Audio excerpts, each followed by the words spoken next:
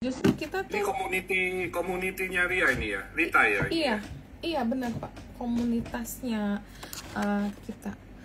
Pak, ini karena udah jam 1, aku buka dulu ya Pak untuk pembukaan ke teman-teman. Oke. Ya, silakan. Oke, halo selamat siang semua. Apa kabar? Semoga kita selalu sehat dan cuan terus ya. Jadi hari ini kita akan mengupas salah satu raksasa bisnis nasional yang udah terbukti menorehkan prestasi luar biasa di Indonesia, yaitu Tankop. Dan hadir di sini bersama kita Pak Hermanto Tanoko, dari cat tembok sampai bintang hotel bintang 5, kuliner sampai properti mewah, bahkan sampai pendidikan dan pemberdayaan masyarakat. Tankop ini benar-benar udah menunjukkan power sebuah holding dan visi membangun bangsa. Bayangin ada 8 subholding, puluhan anak usaha, ribuan karyawan, dan kontribusi yang begitu besar untuk menciptakan kualitas hidup yang lebih baik di Indonesia. Dan satu hal lagi yang paling kita bahagia adalah kemarin akhirnya Mary yang merupakan Tankop sebagai salah satu investor strategis diri di Bursa Efek Indonesia. Dan this is Tankop bersama Pak Hermanto Tanoko sebagai founder, visionary leader, dan figur kunci di balik berkembangnya Tankop. Jadi beliau menjadi motor penggerak lahirnya sebagai sore malam selalu ucapkan semangat pagi, karena bagi saya energi selalu bersemangat itu penting sekali, termasuk mindset kita harus selalu positif ya. Karena dengan mindset yang positif, dengan semangat, apapun yang kita alami itu kita akan mendapatkan hawa positifnya yang lebih tinggi gitu ya. Sehingga saya selalu exciting menghadapi segala macam tantangan-tantangan ya.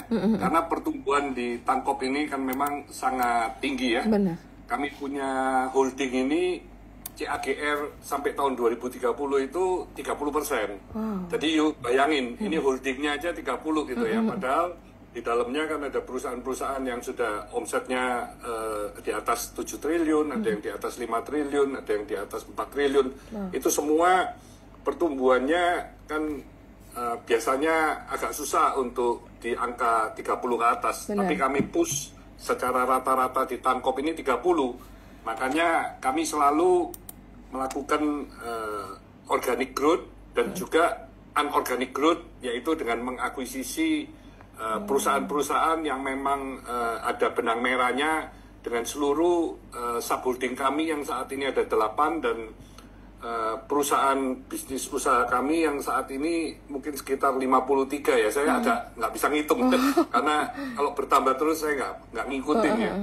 Dan jumlah karyawan juga sekitar mungkin juga lebih dari 30.000 dan terus bertumbuh ya, karena setiap bulan kami rekrutmen itu yang level manager up itu aja juga sudah ratusan ya. Jadi memang pertumbuhan dari seluruh grup di Tankop ini sangat agresif, sangat signifikan, tapi kami tetap konservatif, terutama dari sisi keuangan ya. Terbukti kami ini mulai dari zaman krisis apapun itu tidak pernah mengalami masalah ya. Termasuk dari sisi 97, 98 kami tidak ada hutang yang tidak bisa kami bayar dan akhirnya harus bernegosiasi segala macam ya. Karena kami konservatif dari sisi keuangan. Jadi agresif dari sisi pertumbuhan tapi konservatif dari sisi keuangannya. Mungkin kalau mau dari sesi tanya jawab juga boleh ya. Iya. Kalau memang ingin tanya jawab ya.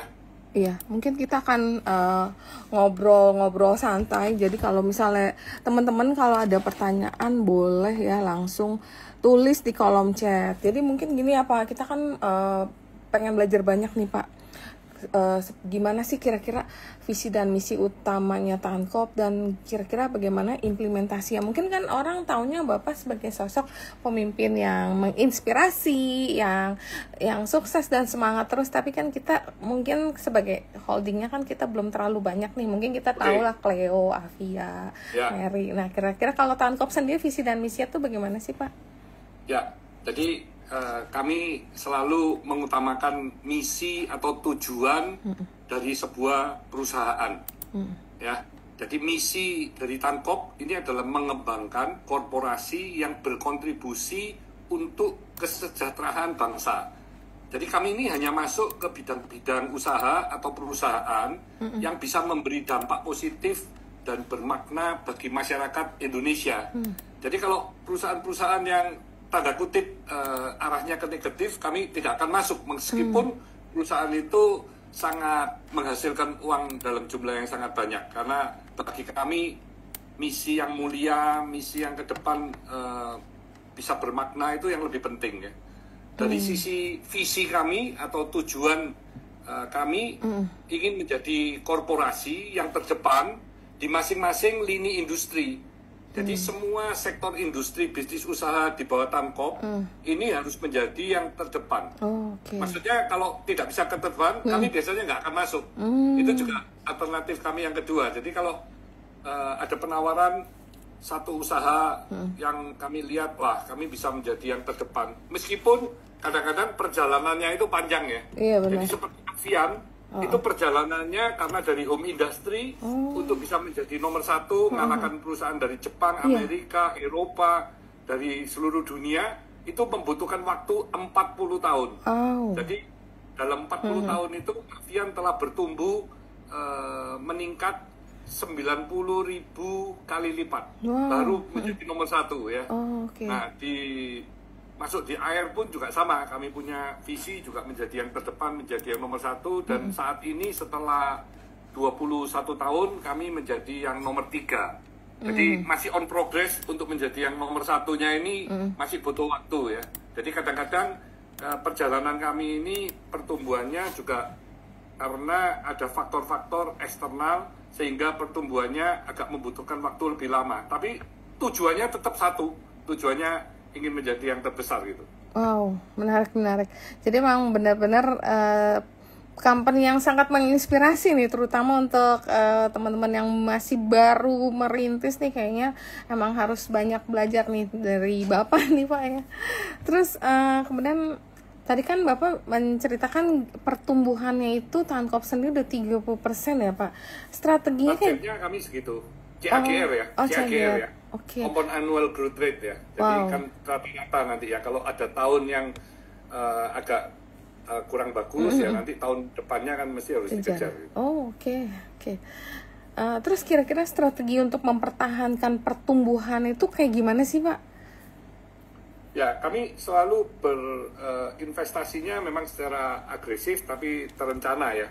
Jadi kami memang melakukan ekspansi, meskipun COVID kami punya strategi ekspansi, dan saat ini pun kami punya ekspansi sangat kencang sekali ya. Kami ekspansi sangat besar. Selain itu kami juga akuisisi atau memperbesar usaha kami dengan anorganik itu tadi, dengan akuisisi. Benar-benar. Ya saya dengar sih Bapak agresif sekali untuk mengakuisisi perusahaan-perusahaan. Jadi apapun yang misalnya kelihatannya prospek dan menarik langsung diambil ya Pak ya. Iya. Oke. Terus kan sebelum Mary kan ada PV. Ada. Kita tahu PV.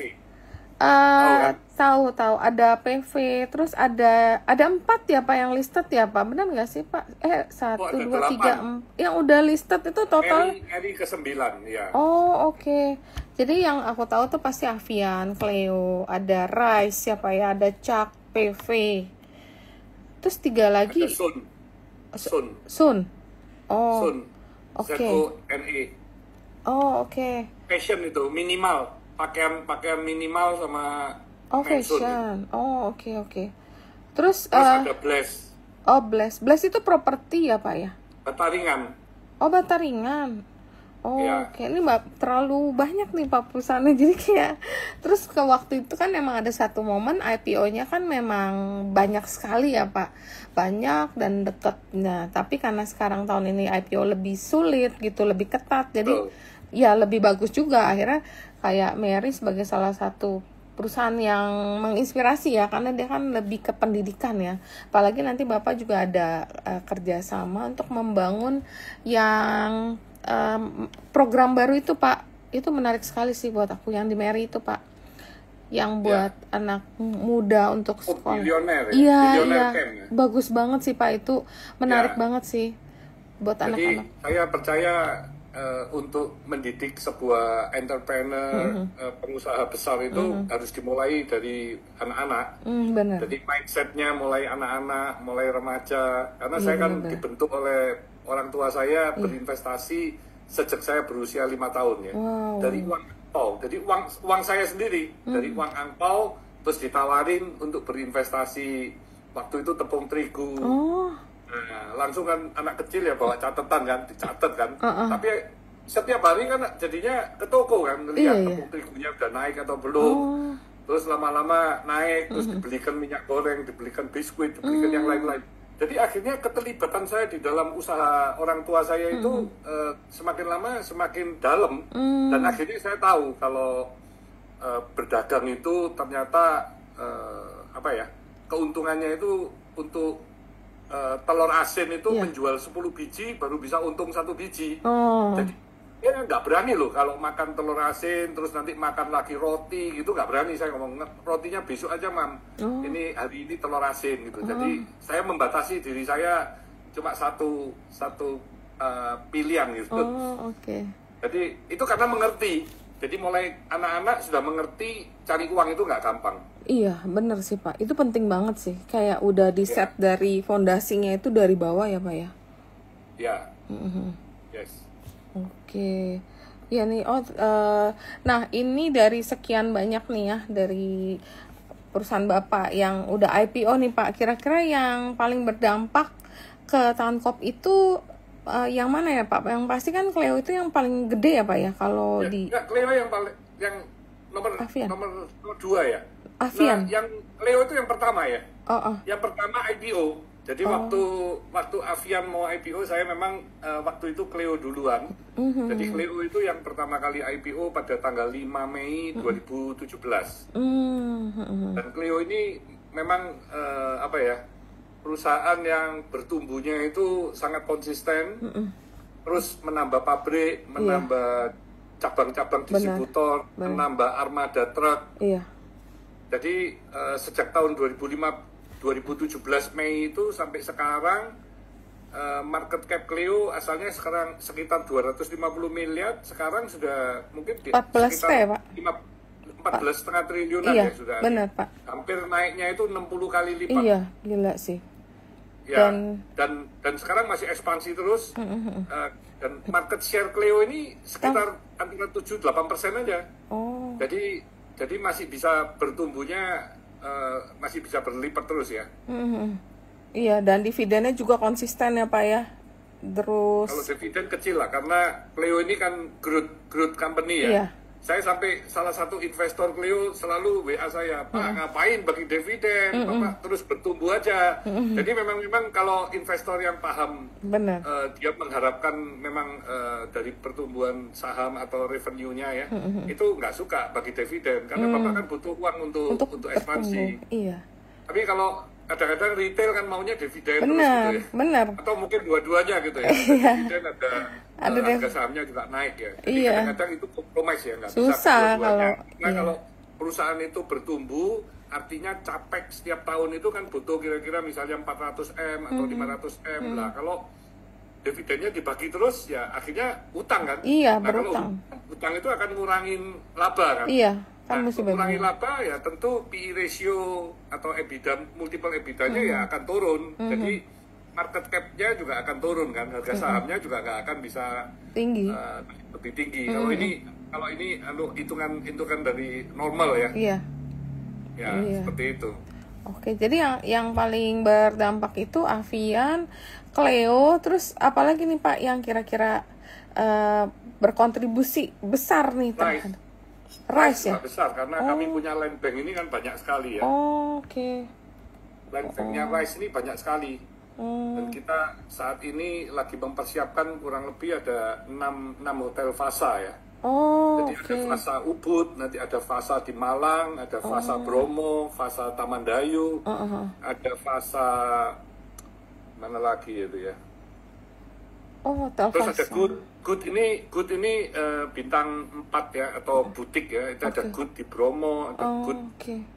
di Canggu, ada Good di Pacitan nantinya. Hmm. Ya.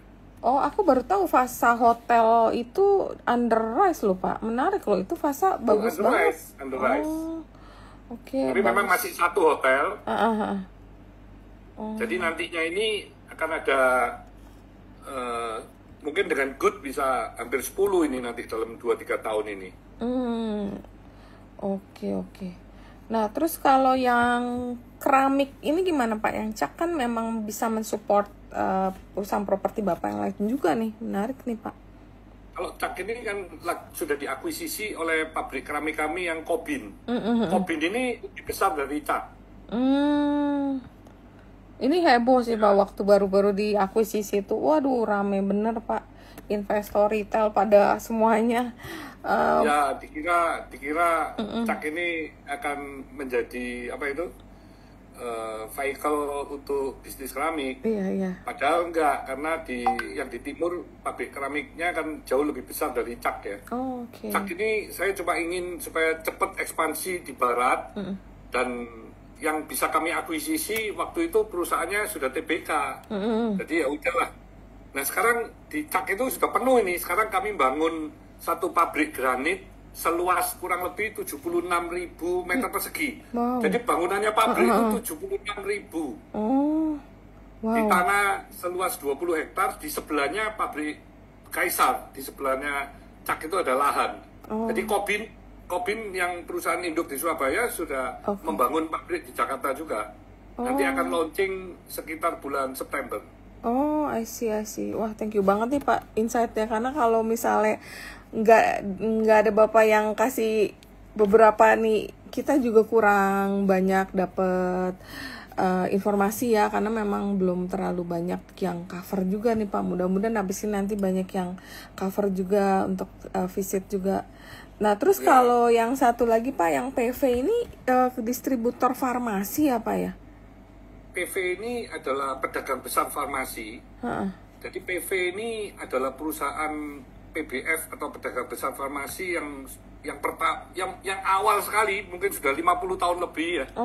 Dan pada saat kami mau akuisisi itu mereka itu stagnan kira-kira sekitar 10 tahunan ini tidak bertumbuh. Oh, I see. Padahal saya selalu sharing ya, kalau perusahaan stagnan hati-hati, karena stagnan itu stadium 1.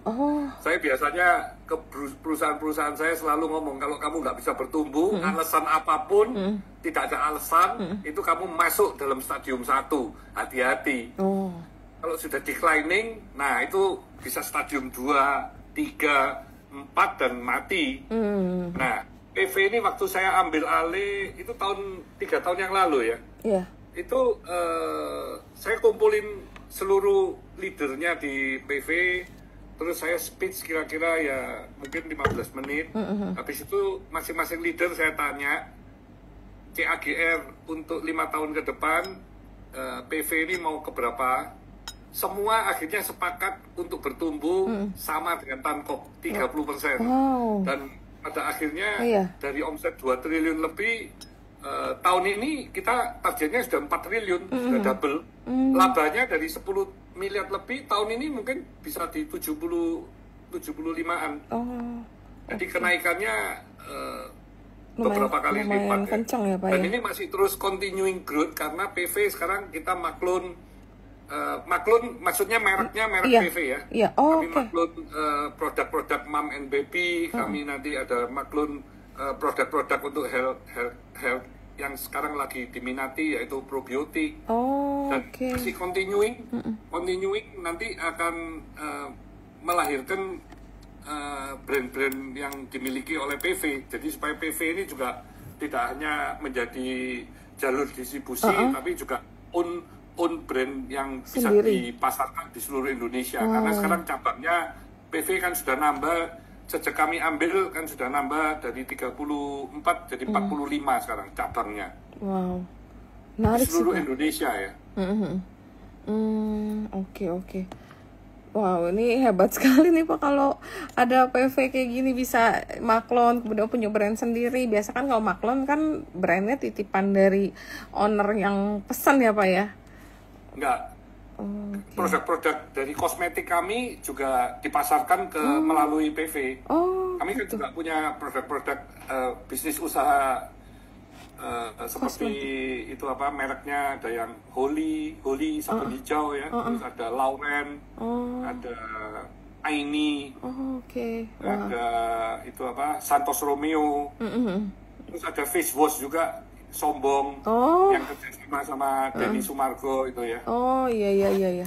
Kayak Denny Sumargo banyak ya Pak kerja sama Bapak ya?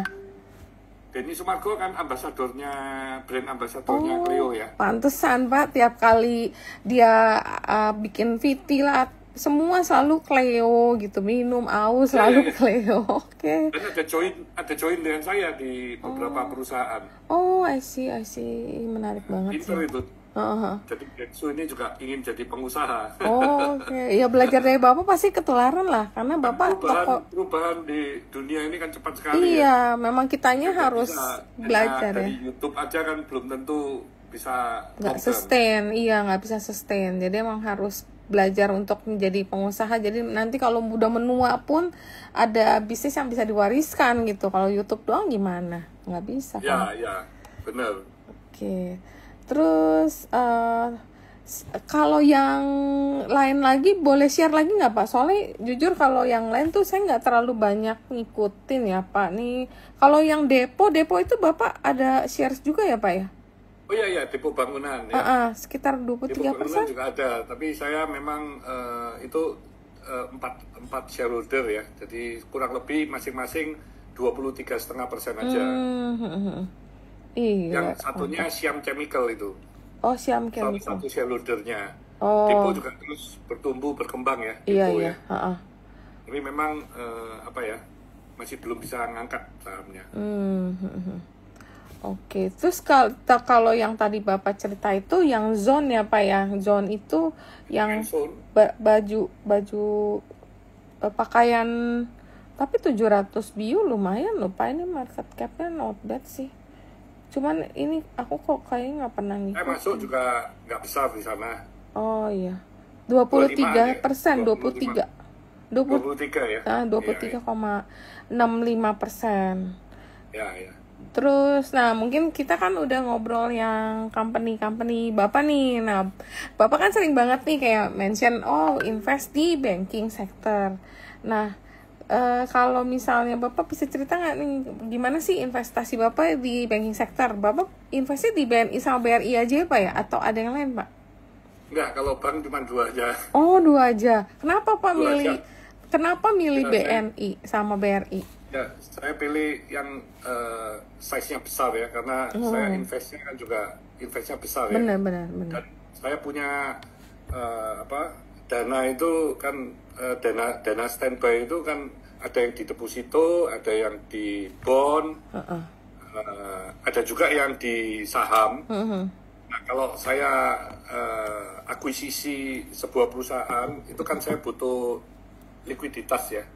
Jadi saya pilih bank yang besar atau saham-saham yang memang liquid supaya saya bisa exit dalam waktu yang cepat ya. Benar.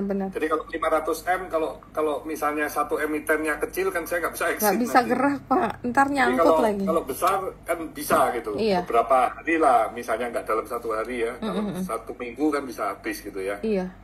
Benar jadi sih. itu karena size-nya.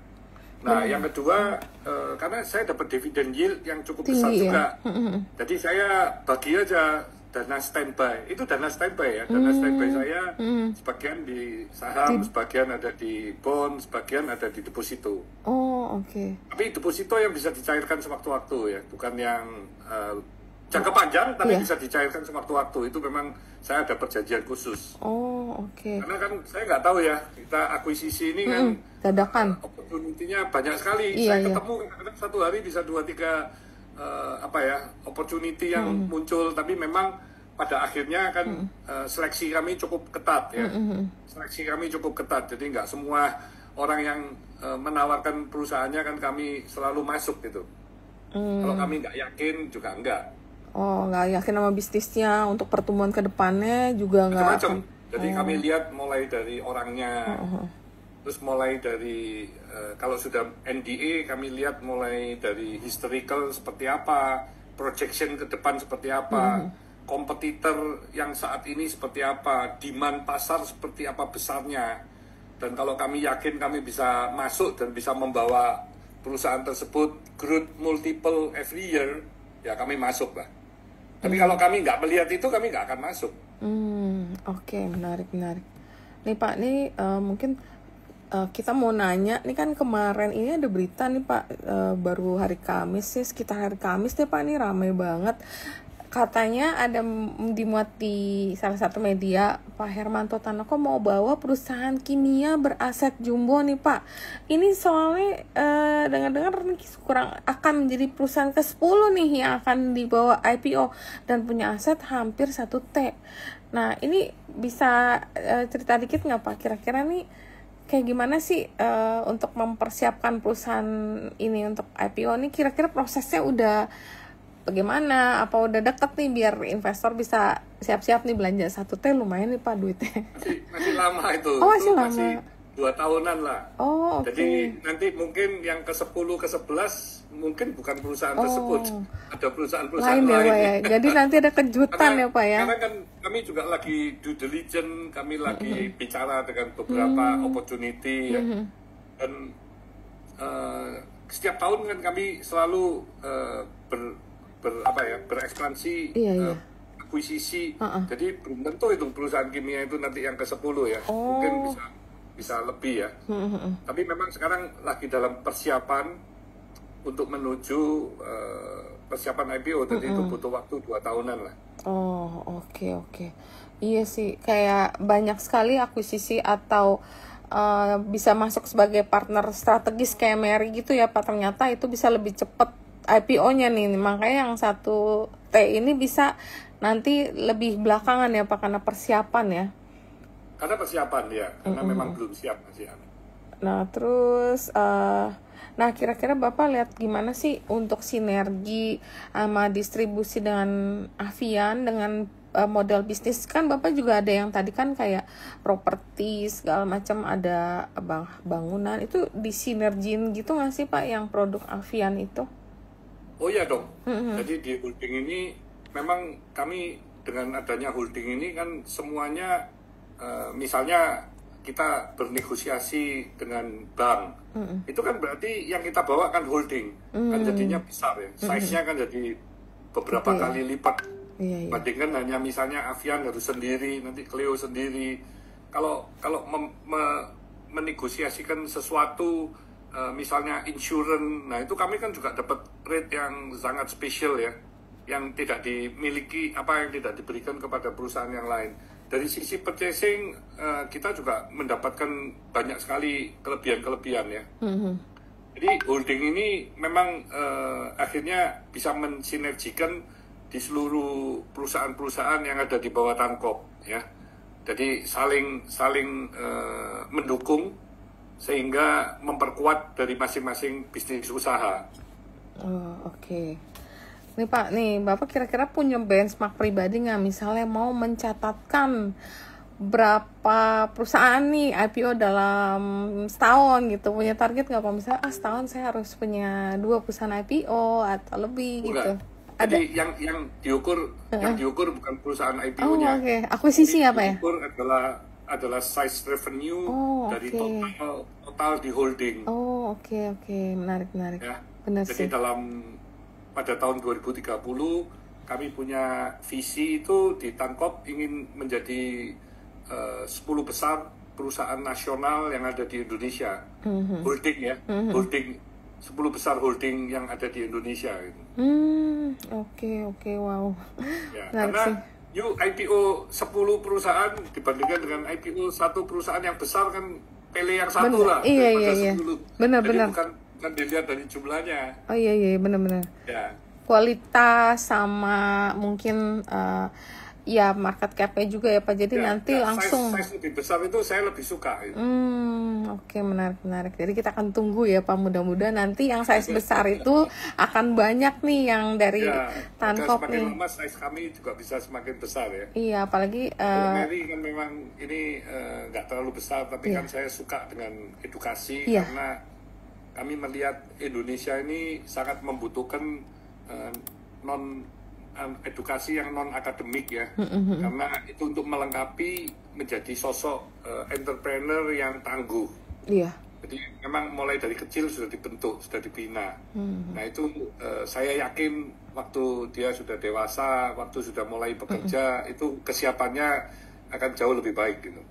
Setuju sih Pak. Kalau aku juga suka sama Mary sebagai sosok yang Mary Riananya itu yang inspiratif dan Ya. semangat gitu, begitu ngomong langsung sama Lalu Pak. positif, kan? Iya, itu langsung kayak kita langsung kayak dari yang ngantuk-ngantuk langsung wah kita harus dengerin gitu.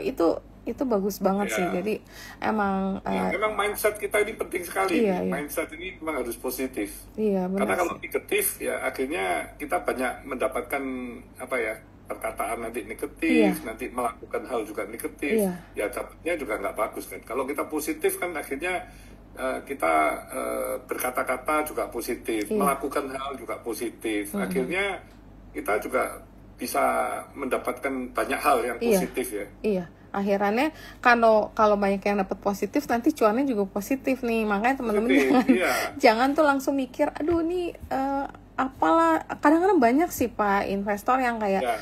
baru beli udah mikirnya mau cut loss di berapa. Jangan mikir cut loss dulu, mikir dulu cuannya dulu. Entah itu nanti gimana. Ya. Yang penting itu law of attraction ya Pak. Jadi apa yang kita pikirkan akan menarik hal yang Kita harus positif. tahu ya, perusahaan yang dibeli itu harus paham. Kalau nggak paham, jangan invest. Karena kalau nggak paham invest, cuma ikut-ikutan kan bahaya. Oh iya Jadi benar-benar. saya waktu mau membeli saham BRI maupun BNI, kan saya sudah pelajarin ya. Jadi benar-benar perusahaan ini sehat gitu. Jadi kalau saya waktu beli, terus harganya turun, saya Seneng. bisa invest terus. Itu Seneng saya ya bisa Pak ya dapat ambil diskon ya terus. Pak ya. Saya nggak mungkin cut loss. Karena saya tahu perusahaan itu Bagus. 3.800 saja saya beli. Masa 3.500 saya nggak beli? Iya, saya beli lagi at least di dekat-dekat 48 atau 5.000 gitu ya. Tapi kan dalam waktu yang pendek. Karena kalau saya tidak ada faktor akuisisi segala ya sudah saya diemin aja. Atau mungkin pada saat itu kalau ada perusahaan yang lebih menarik dan harganya masih lebih murah ya baru kita switch kan. Jadi Lihat sikon lah. jadi Bapak Tapi cuma kita harus invest. tahu apa yang kita beli. Iya. Kalau kita nggak tahu yang kita beli kan jadinya begitu turun sudah Bingung. takut, Iya, sudah bingung. begitu turun Terus bingung. uangnya juga harus uang dingin, nggak boleh uang panas atau uang pinjaman. Iya tuh benar-benar. Terus Pak, Dan bonus perusahaan yang saya beli ini rata-rata dividen yield memang tinggi, Gede karena ya, Pak? perusahaan ini sudah besar ya. Kalau perusahaan sudah besar itu nggak mungkin dia growth-nya bisa 30%, bisa 50% kan nggak mungkin. iya. Berarti yang kita harapkan ya dividen yield. Tapi kalau perusahaan masih kecil, itu berarti kan pertumbuhannya masih hebat ya. Pertumbuhannya masih bisa di atas 30. Nah, berarti jangan mengharapkan Dividen. dividen yield yang besar. Iya. Karena perusahaan lagi bertumbuh itu pasti butuh capek yang besar kan. Terus Nah, orang investor kadang-kadang maunya semua itu. iyalah. Dividennya mau besar, harga Cuannya. sahamnya mau naik Iya. cepat, terus mau dalam beberapa hari sudah cuan. Nggak ada itu kayak gitu. Ingat Nggak ada, tuh. jangan masuk ke saham kalau begitu. Iya, Kerja benar. sendiri itu Nggak ada. pasti jauh lebih bagus daripada berinvestasi di saham. Kerjaan sendiri yang diutamakan. Kalau punya bisnis ya, bisnis sendiri, uangnya dibuat bisnis untuk ngembangin bisnis. Itu yang paling utama. Banyak orang yang tanya saya, Pak, saham apa yang paling bagus? Ya saham perusahaan kamu lah. Ya, kamu kembangkanlah di punya perusahaan. Nah, kalau kamu sudah merasa ini sudah cukup dananya dan kamu punya uang lebih, kamu mau simpen misalnya untuk supaya ya diversifikasi investasi ya silakan. Baru mulai masuk ke saham. Oh iya benar. Terus Ya Pak, kan? Pak kalau yang Jadi Bapak banyak orang yang apa ya, kerjaannya terus nggak dilihat, dia Iya. ngeliatin saham terus indeksnya. ya mending kalau mereka invest, kalau mereka Ya, cuma silakan Rita.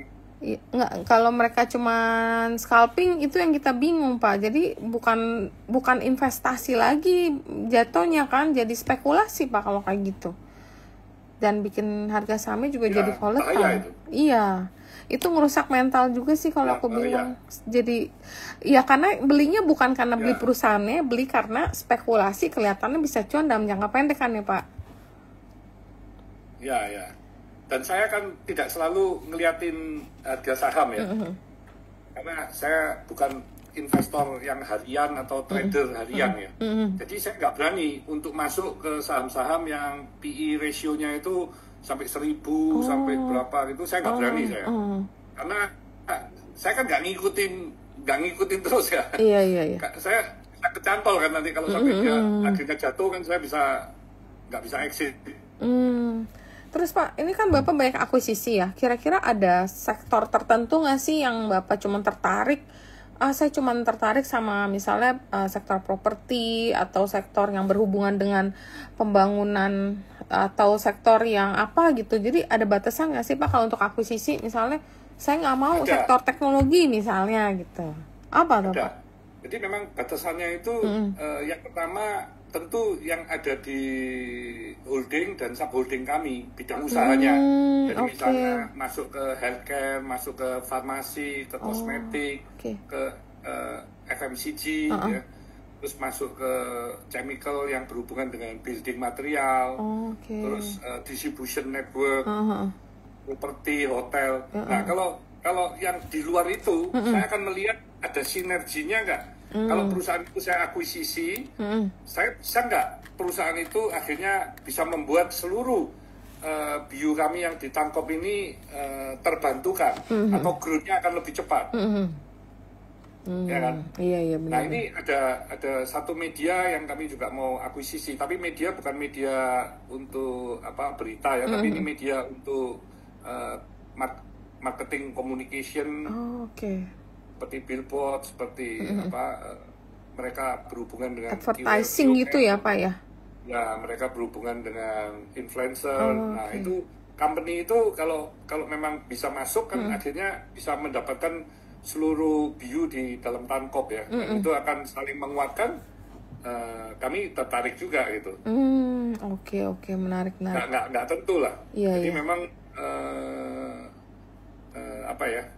kami cukup fleksibel, tapi yang penting nggak jauh-jauh gitu. Jadi kalau ada yang nawarin pabrik rokok gitu kan pasti saya tolak. Karena nggak gitu ngikutin bisnisnya Pak. Kurang bermakna positif gitu ya.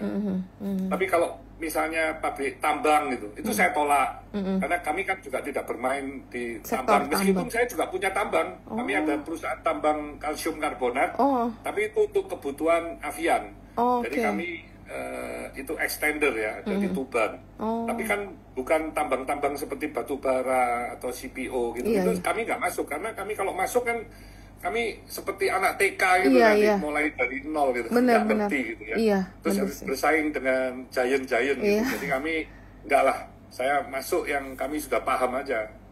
Oke, baik. Oke, mungkin sekarang kita akan coba jawab pertanyaan daripada audiens nih Pak ya. Kayaknya udah banyak banget yang nanya nih. Semangat banget nih teman-teman. Hidup Pak Hermanto katanya gitu. Terus siang Pak, sukses untuk IPO Mary-nya. Mary Mary arah 2 hari semuanya happy dan dapatnya lumayan lah, daripada yang lain kan ada yang dapatnya bener-bener minimalis. Mary lumayan lah, masih dapatnya lebih lebih make sense, terus harganya juga arah 2 kali, jadi banyak yang happy ya. Terus mana nih, Pak Hermanto tahun ini kan akan buka berapa gerai Mary Riana, tiap tahun targetnya tambah berapa gerai? Kayak waktu itu kita udah bahas deh. Nanti ke 39 ya. Akan nambah sampai 39 tahun ini. Tapi kami kan tidak hanya nambah gerai ya. Tapi kami juga memikirkan gerai ini kan cuma tidak full. Maksudnya tidak setiap hari dan tidak full jam pagi sampai malam gitu kan tidak. Maksudnya bukan gerai ya. Ini Mary Riana Learning Center ya. Nah, Learning Center ini akan kami manfaatkan untuk edukasi yang lain. Salah satu contohnya pada saat saya ketemu dengan Direktur Utama Bursa Efek Indonesia dan juga Pak Nyoman, direkturnya ya, saya ada omong sama Mary Riana juga, Pak Nyoman, kalau kita ada membuka kelas edukasi untuk value investor untuk invest saham. Jadi kami ajarkan mulai dari remaja, mulai dari anak-anak itu supaya mereka paham tentang resiko-resiko dan juga opportunity di dalam berinvestasi saham. Apa aja bahaya-bahayanya, apa saja peluang-peluangnya. Nah itu kami ajarkan semua. Itu gimana? Wah, bagus sekali. Langsung mereka mendukung. Jadi kalau itu bisa dibuat satu kurikulum misalnya selama 3 bulan, tempatnya sudah ada. Langsung cabangnya ada 39. Wow. Ya kan? Kalau pembicara atau tamu-tamu ya mungkin nanti Rita juga bisa ngajar kan? Jadi bisa. Kita akan datangkan orang-orang yang memang bisa memberi sharing-sharingnya, terus pakai Zoom atau pakai sistem semuanya di-linkkan di 39 cabang. Itu bagus kan sih. Cepat sekali ya kalau kita ada tamu-tamu ya. Benar. Dan itu akan mendapatkan satu penghasilan juga bagi Mary. Benar. Bagus sih Pak. Emang kendalanya gitu. Itu cuma salah satu dan idenya kami dapatkan pada saat saya ketemu di Bursa Efek Indonesia. Jadi tentu ide-ide yang lain akan banyak sekali ya. Yang mana bisa ngisi di pagi, bisa ngisi di malam. Yang anak-anak nggak di sana ya. Terus juga Billionaire Camp ini kan juga baru.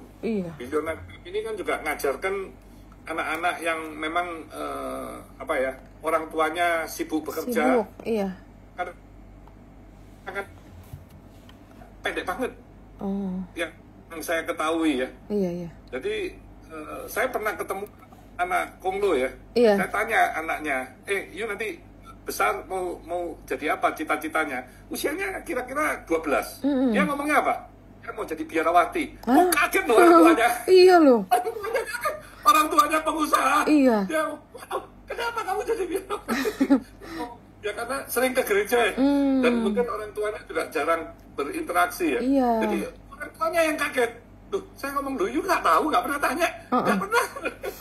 Terus saya omongin kan tentang entrepreneurship segala macam ya. You kalau mau menjadi seorang entrepreneur, akhirnya you mau berbagi dengan apa ya? Dengan tempat-tempat ibadah, dengan gereja segala itu nggak bisa. Nggak hanya menjadi biarawati. Akhirnya sebelum saya pulang saya tanya, gimana? Setelah saya banyak nerangkan tentang entrepreneur, terus dia ngomong, ya besok ya kalau sudah besar cita-cita saya jadi entrepreneur dan biarawati. Loh, ada biarawati. Saya ngomong nggak bisa, dia harus pilih salah satu. Tapi emang banyak Pak yang kayak kurang orang tua bener sih sibuk itu kayak kurang orang tua yang sukses ya. Orang tua yang sukses pasti dia nggak ada waktu untuk anak-anaknya. Benar sih. Dan itu terus yang anak-anak nanti ketemu pun semua pegang HP. Jadi interaksinya sama ChatGPT. Sekarang. Sekarang sama ChatGPT, nggak tanya orang tua. Itu malah teman aku bukan teman sih, jadi ada satu teman kita ya, teman anak aku sih sebenarnya. Itu kan dia deket banget sama papanya nih Pak. Ini intermezzo ya Pak. Jadi papanya tiba-tiba pass away. Nah, tiba-tiba pass away, dia melatih dia punya AI. Kebetulan dia pakai metaverse bukan pakai ChatGPT. Melatih AI untuk jadi papanya. Itu nanti anak-anak takutnya kan kayak gitu ya Pak ya. Jadi yang ditanyakan kadang-kadang kan tidak lengkap ya. Pertanyaannya segalanya. Jadi jawabannya pun kadang-kadang bisa salah. Karena mereka kan tidak paham. Bahaya sekali itu. Bahaya banget. Oke, terus ini ada pertanyaan di luar sih, nggak tahu nih Bapak mau jawab apa enggak nih ya.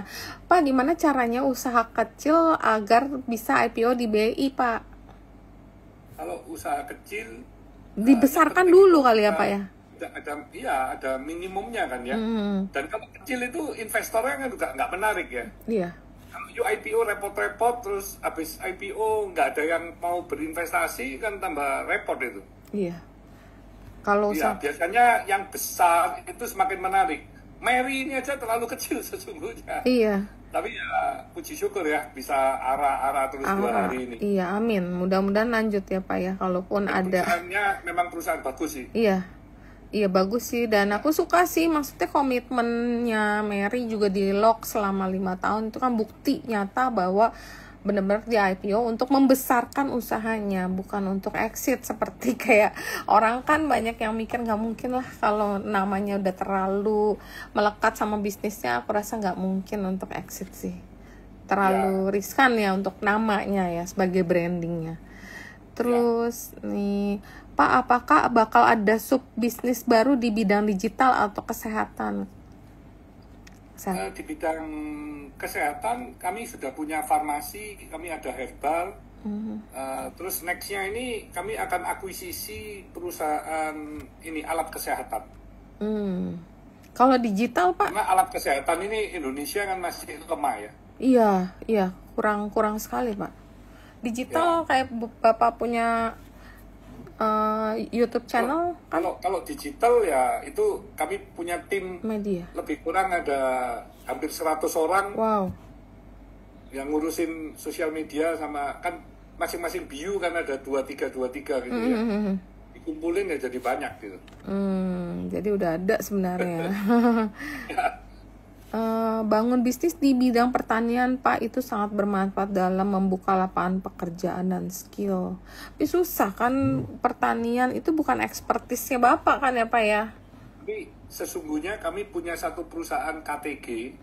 KTG itu membuat mulsa, dia juga membuat selang drip.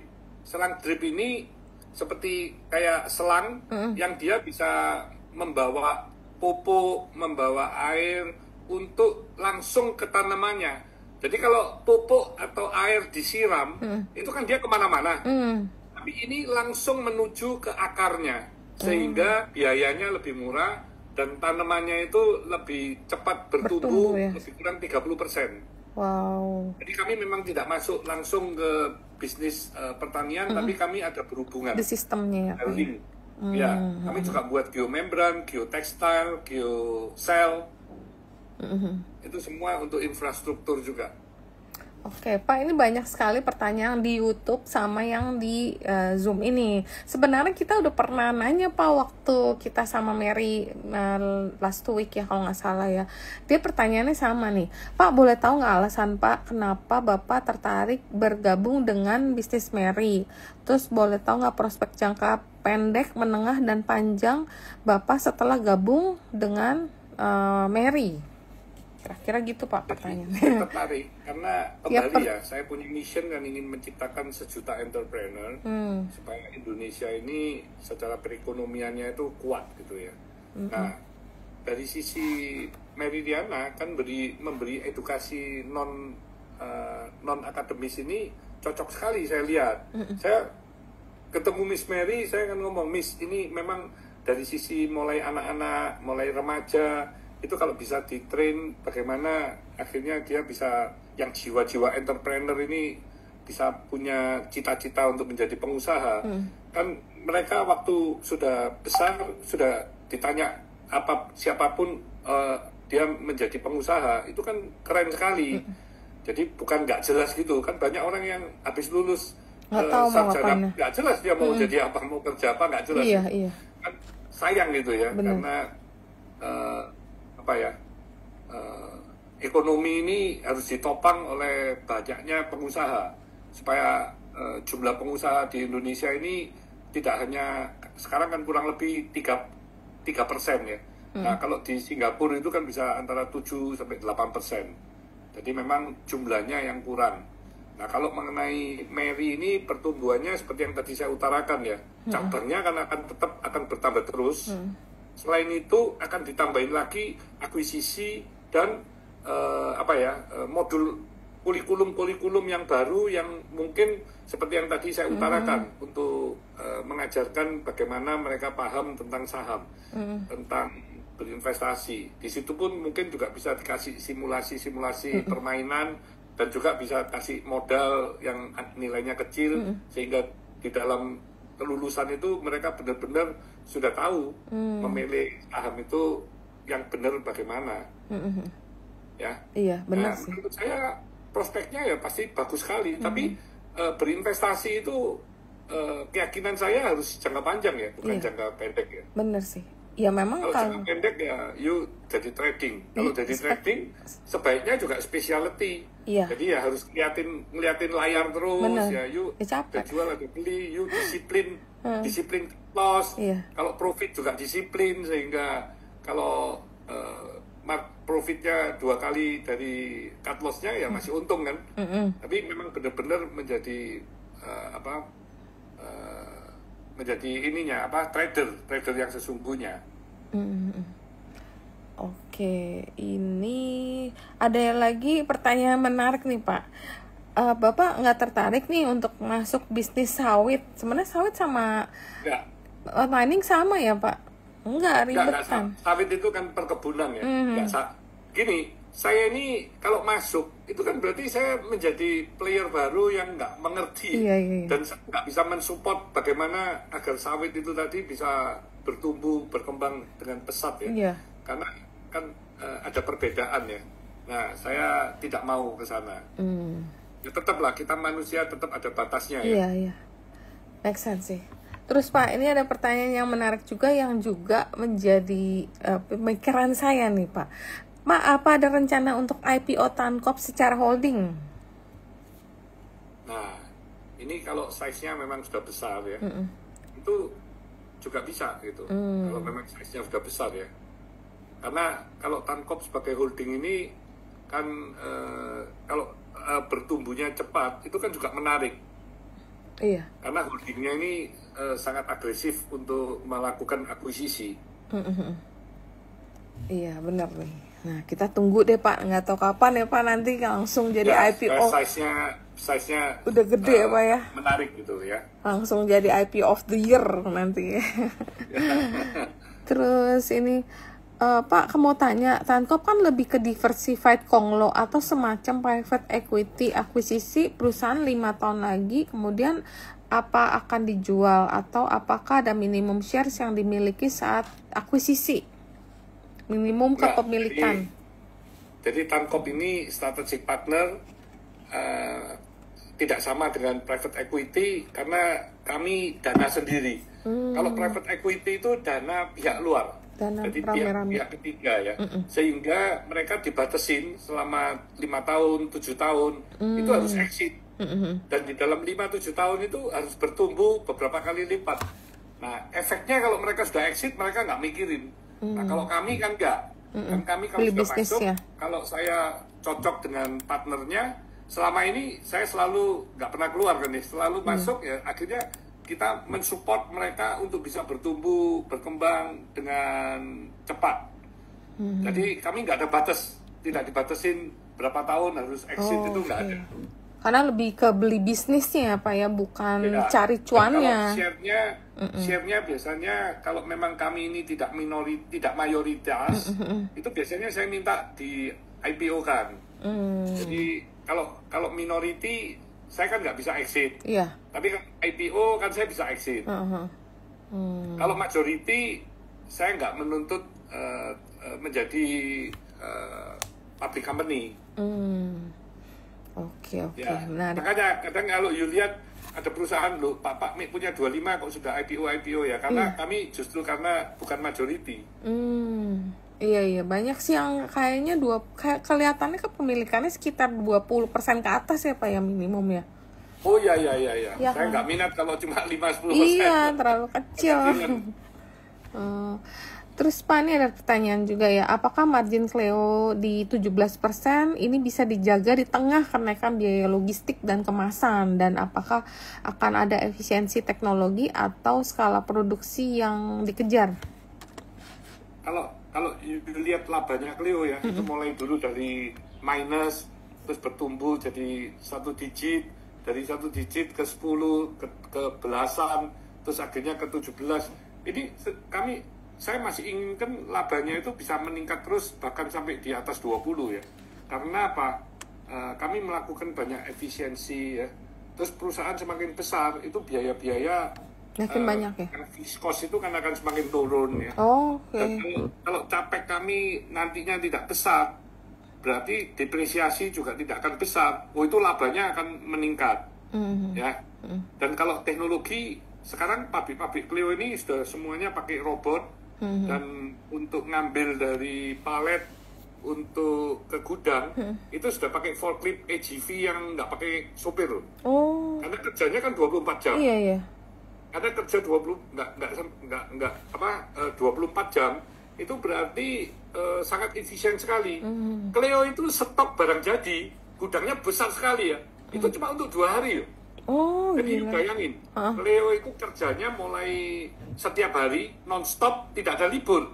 Hari Sabtu Minggu kerja, tapi stok barang jadinya cuma 2 hari. Wow. Jadi benar-benar fast moving banget ya Pak ya? Sangat efisien. Oke. Sangat efisien. Dan Rita dengan teman-teman kalau mau ke Clio, kita welcome. Kalau mau lihat pabrik Clio di mana Pak? Mau di Pandaan, pusatnya di Pandaan yang paling besar. Oke. Ya kadang ada beberapa teman-teman yang suka juga Pak untuk datang ke site visit gitu. Ada banyak. Tiap hari ada Stockbit datang, terus ada siapa ya, Verdana. Verdana dengan klien-kliennya datang semua. Banyak, saya nggak hafal. Tapi beberapa sekuritas banyak yang visit. Avian juga. Avian juga. Oke, menarik. Nanti kita coba tanyain kalau teman-teman yang tertarik untuk company visit, nanti boleh ya komen di YouTube kita, nanti kita coba arrange untuk mampir. Terus nih ada pertanyaan juga. Ini pertanyaan sebenarnya ini udah dijawab deh. Apa alasan utama ini udah. Nah, strategi apa yang akan Clio lakukan agar bisa bersaing dengan sesama AMDK besar seperti Aqua, Le Mineral, Aquaviva dan Nestle, dan juga strateginya agar tidak tergerus oleh perusahaan air lokal. Contohnya McD dan KFC yang banyak tergerus oleh ayam crispy pinggir jalan. I see. Jadi strategi Clio agar bisa bersaing sama yang gede, tapi juga biar dia nggak tergerus sama yang kecil-kecil katanya gitu Pak. Ya, kita Clio ini kan pabriknya terbanyak di Indonesia ya. Tahun ini ada 35 pabrik. Padahal pabrik yang lain nggak ada. Itu cuma ada 2, ada 4, 5, ada cuma belasan gitu ya. Jadi memang di dunia air minum ini sekarang persaingan itu sangat ketat, sehingga yang bisa bertahan itu paling cuma yang 5 besar, atau kalau di extend ya 10 besar lah. Berarti ada 900 perusahaan yang kecil-kecil itu, wah itu susah untuk bertahan hidup itu. Karena mereka berat sekali, secara volumenya kecil, tapi biayanya tinggi. Jadi nggak bisa bersaing. Nah, akhirnya mereka mengorbankan quality, tambah cepat lagi turunnya. Jadi kalau ditarik jangka panjang di Indonesia, perusahaan air minum ini paling nanti cuma ada belasan aja lah. Yang survive ya? Yang bisa survive, yang bisa ada gitu ya. Yang lainnya ya setengah mati, cuma jadi tempat maklun aja. Nestle itu tak punya pabrik itu di Indonesia, dia cuma maklun aja di Ades. Nah, Ades sekarang sudah nggak terlalu beroperasi, padahal punya Coca-Cola kan. Iya, udah nggak kelihatan loh Pak itunya airnya. Jadi banyak orang yang salah. Jadi tik Ades itu sesungguhnya dia itu membuat kosmetik. Macariso itu. Karena gitu. dia airnya cuma maklun menerima Nestle. Nah, merek Ades itu miliknya Coca-Cola. Dia buatnya ya di pabrik Coca-Cola. Tapi sekarang sudah nggak terlalu aktif. Pantesan nih ya. Jadi bukan Ades itu punya Coca-Cola terus buat Nestle, bukan. Dan itu bukan air minum ya. Jadi kalau air minum di Indonesia ini kadang kan sering saya lihat, waduh Clio dibandingin sama Ades terus. Padahal Ades bukan perusahaan air minum yang murni. Dia hanya maklun. Jadi labanya Ades itu bukan dari air minumnya, labanya itu dari Macariso, terus dari makanan Korea ya. Dia ada makanan Korea, topi atau apa itu. Jadi airnya itu cuma paling 25%-an aja dari sales. Tapi tidak memberikan laba. Jadi banyak yang salah ini. Iya, makanya. Antara Ades sama pikirnya air minum itu. Iya, dan kemudian mungkin banyak juga belum tahu kalau sebenarnya Cleo itu juga bukan air mineral ya Pak ya, lebih kayak Bukan, air murni, pure water ya Pak ya. Jadi ya. kalau katanya sih kalau minum kayak air mineral terlalu banyak itu juga nggak bagus sih, jadi ada Bukan, kalau penumpukan. air mineral itu di dalamnya itu kan mengandung anorganik dan aorganik. Nah, organiknya bagus. Tapi kalau anorganiknya itu berarti ginjal kita kan harus bekerja menyaring. Nah, kalau itu sampai terbawa oleh darah, 70% darah itu kan air. Terus terjadi akumulasi di kapiler-kapiler otak, kapiler yang kecil-kecil. Nah, itu nanti kan terjadi penyumbatan.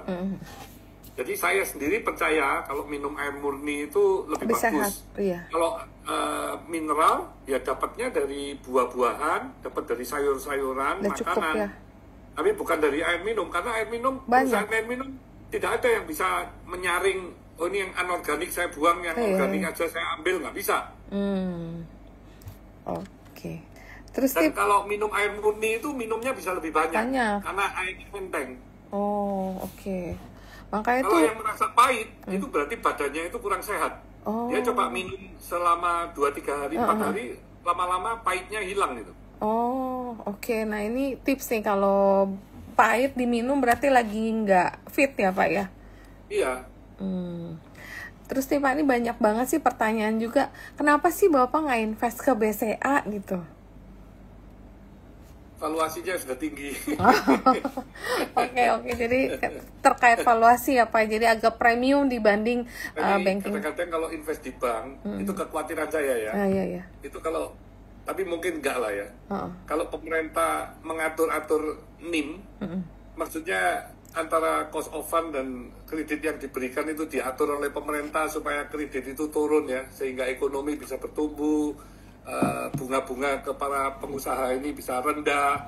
Waduh, itu bank akan rontok semua itu, labanya itu bisa habis. Tapi kalau itu habis kan Danantara nanti nggak dapat dividen ya. Iya. Harusnya tetap jadi mungkin juga nggak akan terjadi juga ya. Iya. Tapi kalau pemerintah ingin pertumbuhan ekonomi tinggi, itu kalau bunganya diturunin ya, maksudnya cost of fund di Indonesia ini kan cuma 2-3% ya. Iya. Kalau NIM di luar negeri itu kecil sekali. Kecil. Di Indonesia ini yang spreadnya hampir 10%.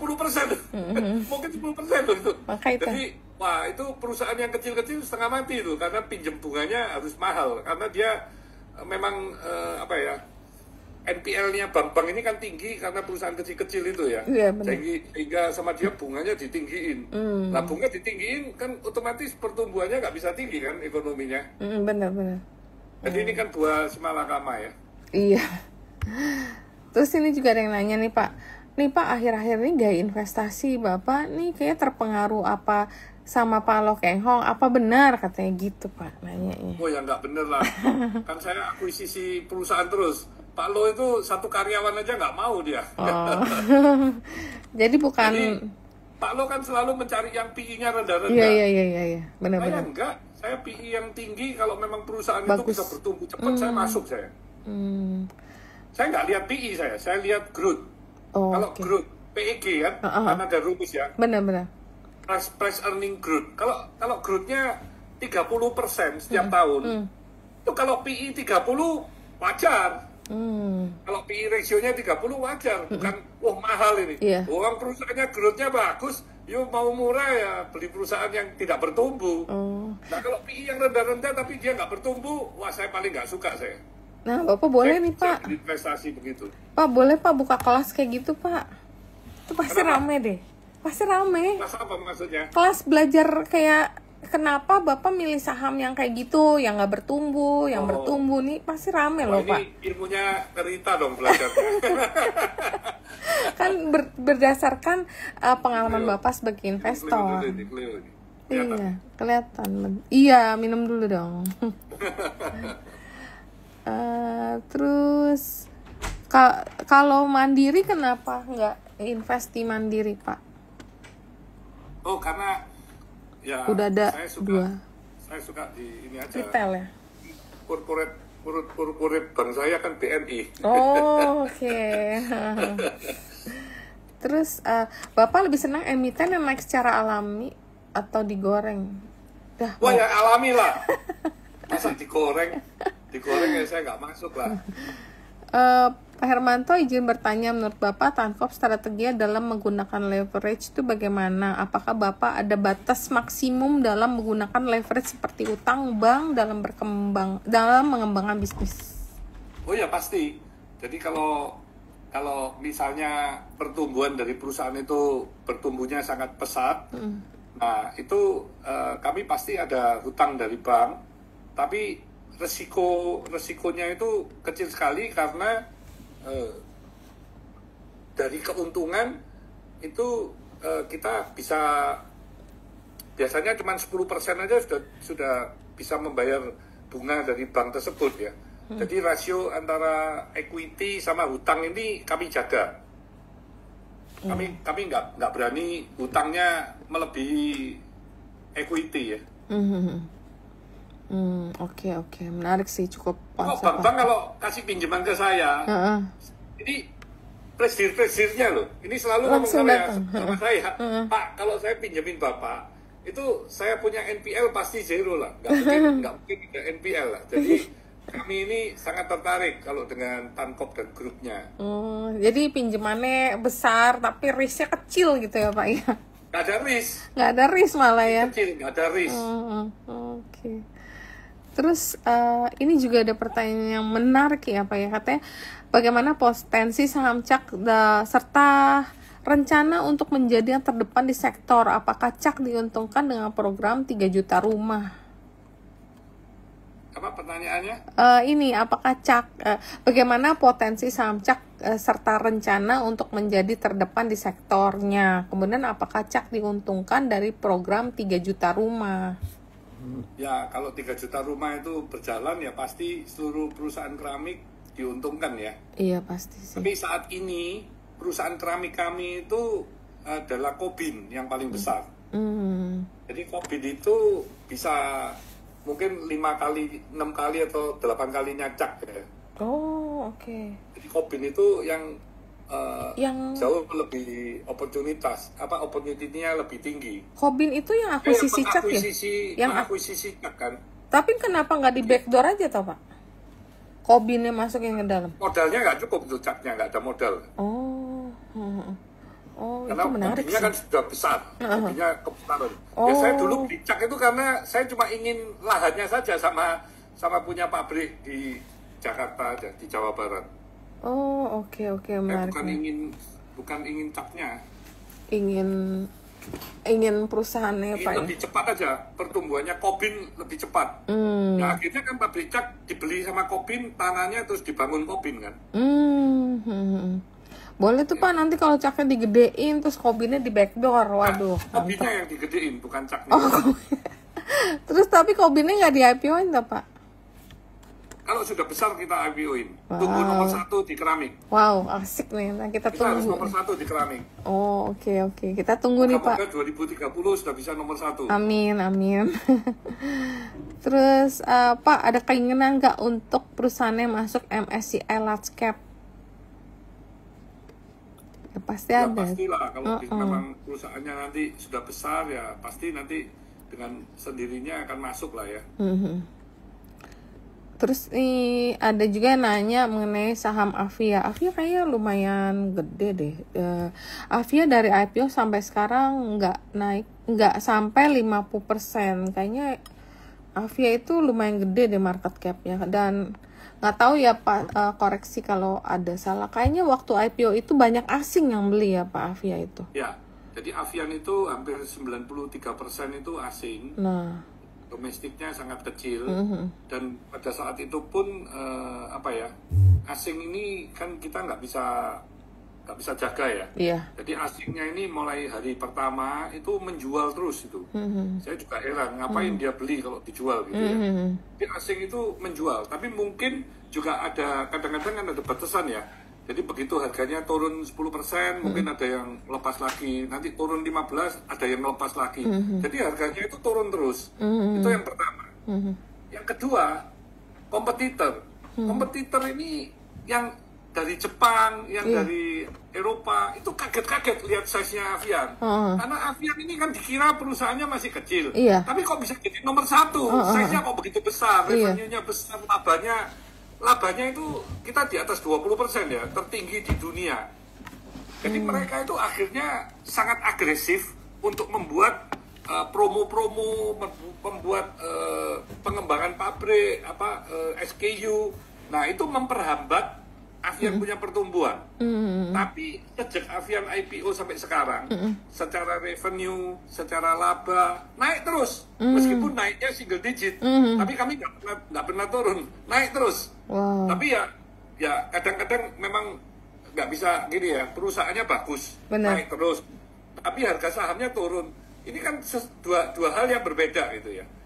Di sini turun karena memang asingnya ini menjual semua. Jadi sekarang pelan-pelan Avian ini mulai switching dari asing ke domestik, ke lokal.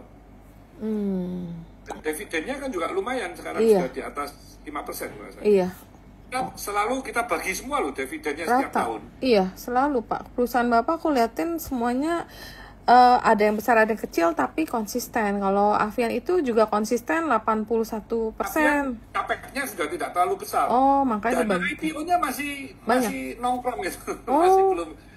Pada 2021. Investasi pabrik di Cirebon di sini. Nah ini memang kalau sudah nomor 1 untuk bertumbuh lagi 2-30% itu memang lebih berat. Apalagi pesaing-pesaingnya itu sekarang ya maksudnya. Kalau dulu Avian nggak dianggap gitu, sekarang mereka ngeliatin gerakan kita semua gitu ya. Benar. Sehingga akhirnya itu juga menambah effort yang kita harus lakukan supaya kita tetap bisa bertumbuh kan. Terus Pak, ini ada yang bertanya juga yang seru banget nih Pak. Pak Hermanto pernah nggak ngalamin kerugian besar di bursa? Nah, bagaimana nih menghadapinya? Pernah lah. Tuh, saya nggak jauh-jauh aja. Saya barusan ini bank kan turun ini ya. Nah, waktu bank itu naik, saya hitung-hitung kan, wah laba saya sudah hampir 150 M nih, nggak saya ambil ya.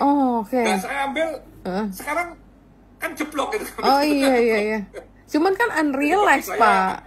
Bagi saya biasa aja lah, mau untung mau rugi ya itu. Ya udah. Itu nggak ada masalah lah, kita nggak bisa menyesali, tapi kita bisa belajar dari kejadian gitu ya.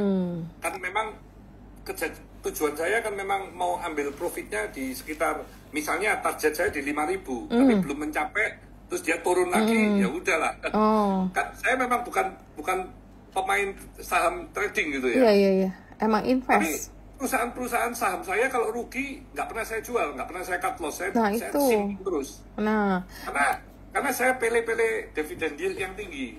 Jadi kayak Adaro, kayak ITMG, kayak BRI. Bapak ada masuk juga dong berarti ke. Dan saya waktu masuknya waktu harganya dia sudah turun ya.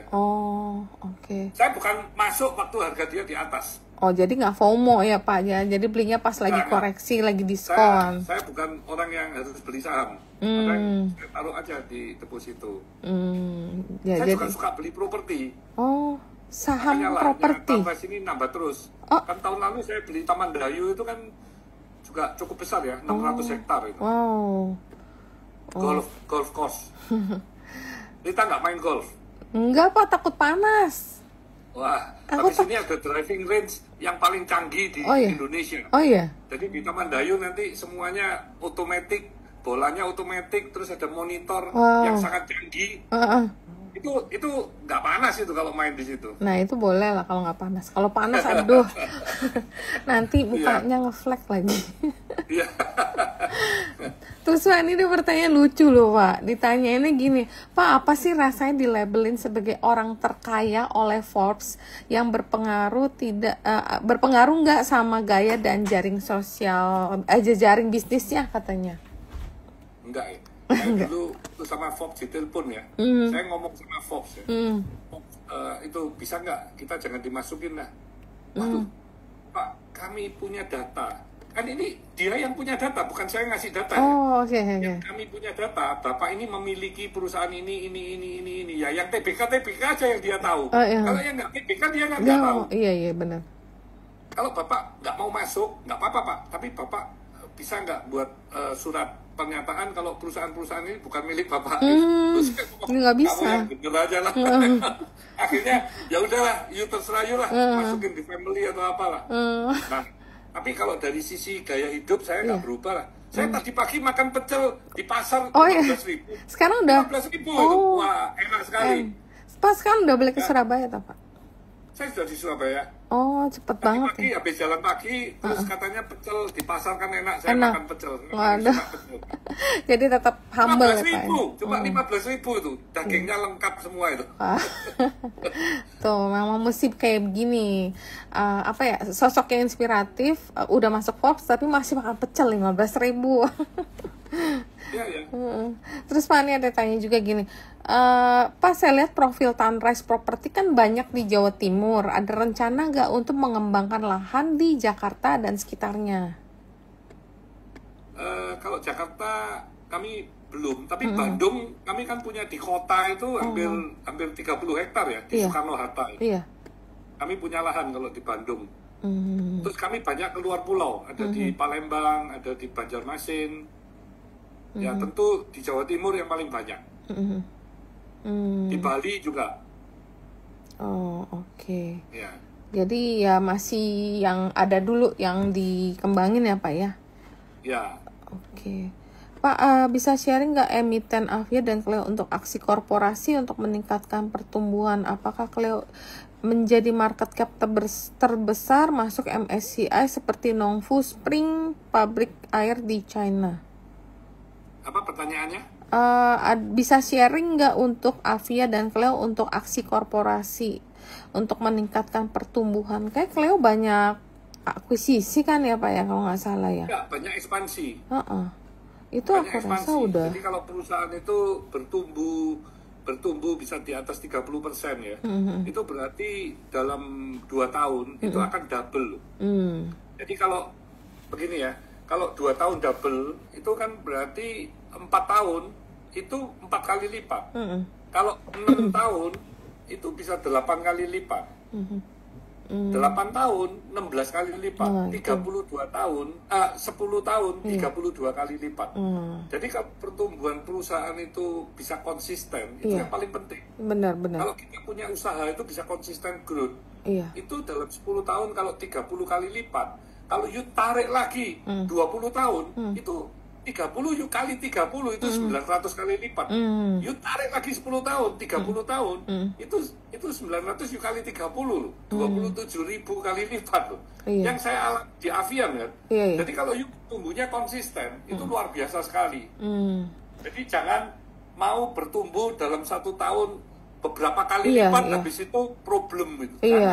Yang penting konsisten ya Pak. Growth-nya konsisten tapi setiap tahunnya bertumbuh. Itu luar biasa. Iya, katanya yang tadi apapun itu. Iya. Katanya biar Cleo jadi market cap terbesar masuk MSCI seperti Nongfu. Bisa. Tinggal tunggu sih. Kadang-kadang itu Pak. Ini sekarang tim saya suruh ngomong dong. You jangan mikir Indonesia saja. You coba lihat kalau ada negara-negara di Asia Tenggara yang bisa diakuisisi, kita akuisisi aja. Kita kan sekarang dunia ini sudah tanpa batas. Kita sudah nggak hanya di Indonesia saja. You mau masuk ke Vietnam, you masuk ke Kamboja, masuk ke Malaysia, ke Thailand. Kenapa enggak gitu? Kan sama aja. Ya, karena kita sudah punya apa ya, brandnya, sudah punya timnya yang paling penting, timnya luar biasa di Cleo itu. Buka pabrik terus, yuk bayangin buka pabrik terus itu kayak buka toko aja kan. Cabang itu kami buka setahun bisa 50 cabang loh. Kita sekali beli mobil itu kalau di Cleo 500 itu sekali beli. Truk itu 500. Berarti training sopir itu hampir 1000-an kan. Karena kerjanya kan juga 24 jam. Truk itu kan juga ganti sopir itu. Kan bukan truknya satu, sopir satu kan. Mungkin boleh deh Pak, nanti kita kapan-kapan undang Bu Melisa untuk sharing insight mengenai Cleo. Mungkin kan belum terlalu banyak nih yang teman-teman investor yang selama ini invest, tapi belum tahu nih sebenarnya Cleo sebesar apa nih. Nanti kapan-kapan kita undang ya Pak ya untuk perusahaan yang sangat sehat itu. Nah iya nih, memang kadang-kadang kalau nggak kenal maka nggak sayang sih Pak. Jadi kayak memang buat kita retail investor tuh untuk mendapatkan informasi itu agak sulit sih Pak. Kan beda kayak klien insti kan tinggal datang minta public expose atau mau apalah dia analis meeting gitu kan gampang ya. Teman-teman retail emang susah, makanya kita coba hadirkan setiap Sabtu ini kayak gini Pak, belajar bareng jadi biar dapat insight ya Pak ya. Luar biasa ini. Supaya tambah wawasan ya. Bener. Tambah bijaksana juga ya. Bener, karena kalau kita nggak terus improve ya Pak, kita bakal ketinggalan. Kan kalau Bapak lihat market sekarang juga beda ya sama zaman dulu. Dulu kita bisa lebih santai invest, nah sekarang berkembangnya atau berubahnya cepat sekali. Jadi ya kita harus sering upgrade sih kayak gitu. Oke. Terus Pak nih ada pertanyaan juga yang kayak Pak saya lihat saya suka nih sama growth-nya Bless, tapi ada komponen beban pengiriman yang kurang efisien, jadi labanya sementara turun. Apakah ada strategi nih dari Tankop sebagai partner? Ya, memang Bless ini faktor eksternal ini besar sekali ya. Sekarang ini banyak sekali perusahaan-perusahaan dari luar, terutama dari China ya. Dan mereka ini sangat berani untuk menjual produknya itu tanpa faktur gitu ya. Nah ini yang sangat memberatkan dari sisi persaingan, karena kalau di Bless kan semuanya sudah open ya. Nah mereka ini pendatang ini sangat berani, karena mungkin cuma menyewa ya, mungkin juga mereka kalau ada apa-apa juga tinggal. Saya nggak mengerti ya, tapi faktor ini yang sangat mempengaruhi performance-nya Bless ya. Karena bata ringan ini kan tidak dilihat mereknya. Mereknya tidak dilihat. Yang dilihat cuma harga. Nah kalau toko-toko nggak dikasih PPN juga tambah seneng tokonya. Benar sih. Nah ini yang masih menjadi tentu PR bagi pemerintah ya. Karena kalau perusahaan yang satu harus bayar pajak, yang satunya nggak bayar tapi tidak ditindak, ya tentu persaingannya tidak bisa fair. Iya benar sih. Dan itu akhirnya banyak perusahaan lokal yang mungkin nggak bisa bersaing, akhirnya juga nggak bayar pajak juga. Nah ini kan kan nggak benar gitu ya. Tapi kalau Bless kan nggak bisa, kita sudah TBK kan. Iya TBK, harus open. Iya, jadi kita memang nggak mau, kita memang semua satu buku ya. Jadi akhirnya performanya yang nggak bagus. Tapi kami berusaha untuk bagaimana menekan cost dan memperbesar kapasiti. Masih ekspansi nih, Bless masih ekspansi. Tapi ya sangat berat dari sisi harga, karena selisih PPN 11% itu besar sekali bagi perusahaan bata ringan ya. Oke, baik. Pak, mungkin aku izin share untuk technical chart minggu depan ya Pak, sebelum kita tutup. Kita akan lihat mungkin sebentar ya teman-teman, aku share technical chart karena kita 5 menit lagi mau selesai. Bapak mau istirahat nanti. Oke, sebentar nih, kira-kira saham apa yang menarik. Oke. Nah untuk technical minggu depan, disclaimer ya teman-teman kayak biasa. Nah IHSG kira-kira akan kemana? Kalau bullish skenario maka IHSG dan udah break dan bertahan di atas poin B 6.971, maka IHSG itu berpotensi rally menuju PRZ bad pattern di 7.184. Jadi kalau bullish potensi kita akan balik ke 7184. Dan kalau bearish skenario dia rebound tapi bertahan di resisten FR 61,8 di 7051, resisten up channel di 7060. Gagal break akan membuka potensi koreksi menuju support up channel di 6950. Nah untuk rotasi sektornya, sektoral minggu depan ini banyak yang dari improving pindah ke leading. Yang improving tuh ada IDX Infra, kemudian yang leading ada IDX Basic, IDX Trans, Health, energi. Dan yang weakening itu hanya ada IDX Tech, dan lagging itu banyak nih, ada industri, non cyclical, property dan financing. Kelihatannya sebanking kelihatan kalau dari chart ini kayak mau udah start mau pindah ke improving ya. Dan kalau kita lihat daily-nya IHSG itu untuk jangka lebih pendeknya, yang ada di improving ada IDX Tech, ada IDX Finance. Yang di leading ada di industri, non-cyclical, cyclical, infra, health, dan prop. Kemudian yang weakening ada trans IDX basic, dan yang legging ada IDX energi. Nah kalau yang basic yang weekly itu yang improving itu ada MBMA, dari legging dia naik ke improving MBMA, Inco, aman. Kemudian yang leading itu ada BRPT, ada Crush, SMBR, MDKA, PSAB, ARCI, DKFT, NICL. Dan yang agak turun momentumnya itu Antam, pindah ke weakening, TPIA di weakening. Dan yang legging ini banyak banget, ada SMGR, Indakiat, BRMS, INTP, kemudian ada AGI, TINS, dan lain-lain. Dan kalau IDX prop ini yang lagi improving ada PANI yang lagi naik ke dari lagging ke improving, ada DART, ada SMRA ya. Kemudian yang leading ini ada BKSL, CTRA, BES, APLN, P1. Yang di weakening ada MPRO, ada Indo, kemudian nih ada yang lagging, ada DILD, Puri, Demas, Bari, apa sih nih? MMLP. Nah, kira-kira saham yang menarik untuk minggu depan secara teknikal dipilihkan oleh tim IIE, BCA tuh rebound dari support FR 50% di 8550. Kenaikan berlanjutan akan tes last high di 8825. Jika break level tersebut, maka BCA akan menuju target double bottom di 9250 dan gap di 94. Indikator MACD berpotensi membentuk golden cross, buy bisa dilakukan di area 8850 hingga 8350, target 19050, target 29500, stop lossnya 8250. Kemudian ini ada BRIS ini break dan bertahan di atas poin B di 2620. Potensi rally lanjutan BRIS akan menuju PRZ bad pattern di 2950 dan last high di 3030. Rekomendasi teknikal di buy area di 2850 hingga 27, target 12920, target 23060 dan stop loss 2670. Kemudian ada MBMA rebound dan akan tes last high di 5350. Break level tersebut akan berpotensi rally lanjutan menuju target rounding bottom di 770. Saat ini MBMA sudah di atas Tenkan Sen, Kijun Sen, dan Kumo. Rekomendasi technical buy area 530 hingga 500, target 1545, target 2570, stop loss 495.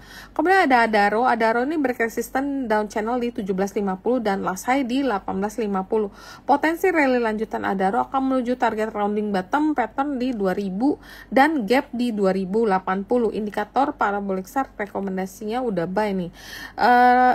Rekomendasi technical buy areanya di 1930 hingga 1820, target 1 1970, target 2 2060 dan untuk stop lossnya 1800. Dan ada Petrosi rebound dan akan tes last high di 3380. Break level tersebut maka Petrosi berpotensi rally lanjutan menuju target rounding bottom di 4550. Miner finish score-nya 7 dari 8. Saat ini Petro udah di atas Tenkan Sen, Kijun Sen, dan Kumon. Rekomendasi technical buy BRE bisa lakukan di 3280 hingga 31, target 1 3350, target 2 3500, stop loss-nya di 3060. Dan yang terakhir ada Wir rally dan test last high di 93. Tes resisten 93.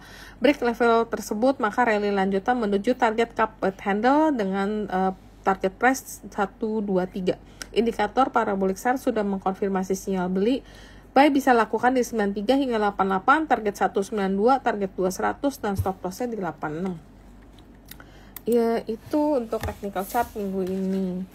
Pak, karena kita udah di akhir acara, kira-kira Bapak ada closing statement nggak untuk teman-teman atau pesan-pesan nih untuk investor muda yang ingin terus bertumbuh bersama emiten-emiten di bawah payung Tankop dan juga buat investasi mereka ke depannya, Pak?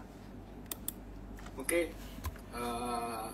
terima kasih kepada Rita dan juga teman-teman semua ya. Kita nggak kerasa ini sudah hampir 1 jam setengah ini ya, berbincang-bincang. Jadi harapan saya ya semoga semua yang invest saham ini benar-benar mengerti apa yang diinvest sehingga menjadi satu investment yang tentu bisa menambah wealth atau menambah kekayaan di kemudian hari ya. Karena saham ini bukan judi ya, karena saya sendiri hampir 90% lebih kekayaan saya ada di saham, ya. Di saham-saham perusahaan ya tentunya ya. Kalau properti yang sudah dimiliki oleh perusahaan juga ya. Yeah. Jadi saya tidak ada investasi emas, karena bagi saya emas itu nyimpennya juga repot, ya, bawanya juga nggak bisa dibawa-bawa ya. Dan kalau harga naik ya, kalau perusahaannya itu you bisa bertumbuhnya 30% konsisten, ya emas kalah lah ya. Iya benar. Kalah dibandingkan dengan perusahaan yang bertumbuh. Saya pernah ngitung waktu saya membeli saham Avian tahun 82, saya diminta papa saya itu dibeli 5% saham Avian, itu dihargai 30 juta rupiah pada tahun 82. Nah, 30 juta rupiah tahun 82 itu seperti ekuivalen dengan 3 kilo emas. Pada saat Avian IPO di 2021, nilainya itu 57 triliun. Oke. Jadi kalau 5%-nya 2,85 triliun. Nah, itu kan dari 30 juta itu. Iya. Dari 30 juta jadi 2,85 triliun ya. Kalau emas 3 kilo, 3 kilo emas kan cuma jadi berapa? 5 eman ya? Iya. Bener loh, bener. Dari 30 juta jadi 5 eman. Iya. Jadi ya kalau perusahaan yang Yupele itu benar-benar perusahaan jangka panjang yang bagus, sehat, yang terus bertumbuh, ya nggak usah diapa-apain. Kalau yang mau dijual beli memang ada, ya coba disisihkan di satu portofolio juga gitu. Jadi ada portofolio yang sudah aman, yang sudah ditinggal untuk jangka panjang.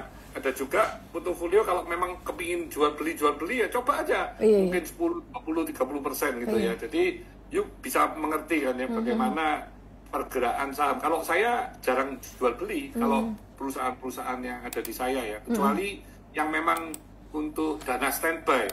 Kalau dana standby kalau memang untung saya jual, kalau memang untung ya. Tapi kan jumlahnya nggak terlalu banyak ya. Ya mungkin itulah sharing-sharing saya, semoga bermanfaat ya. Dan terima kasih saya ucapkan sekali lagi, stay humble, stay positive, stay on fire. Salam bahagia, sehat, dan cuan semuanya. Amin. Thank you banget loh Pak, sangat-sangat inspirasi. Iya Pak, thank you Pak. Sehat terus, sukses terus, dan makin gede tankopnya. Semoga kita tunggu IPO yang lebih membahana lagi nih, yang bisa bikin investor Indonesia tuh makin cuan ya Pak, under bawah payung tankop semua. Oke Pak, selamat siang Pak. Makasih banyak waktunya. Sukses terus. Makasih semua. Bye.